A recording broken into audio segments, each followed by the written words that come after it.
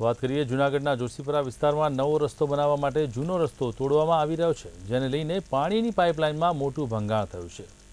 વહેલી સવારે પાણીની પાઇપલાઇનમાં ભંગાણ થવાથી સાથે જ પાણીનો ફુવારો છૂટ્યો હતો અને પાણીનો ફુવારો છૂટતા આજુબાજુમાં પાણી ભરાઈ ગયા હતા। ઉનાળામાં પણ ચોમાસા જેવા દ્રશ્યો સર્જાયા હતા।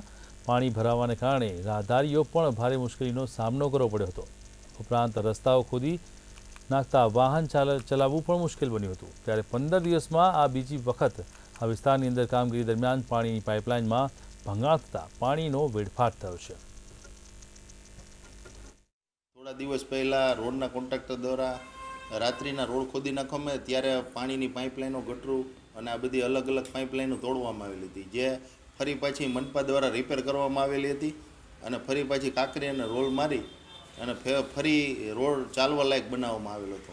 પણ આપણે જોઈ શકીએ કે 3 થી 4 થી 5 દિવસના ટૂંકા ગાળામાં જ ફરી પાછી પાઇપલાઇનો તૂટી છે। તો આ રીતની આપણે જોઈ શકીએ કે દર વખતે જો આવી બેદરકારીપૂર્વકની કામગીરી કરવામાં આવશે તો આ વારે ઘડીએ લોકો કેટલા હેરાન થાય। સરદારપરા મેઇન રોડથી કન્યા છાત્રાલય સુધીના રોડનું કામગીરી શરૂ છે।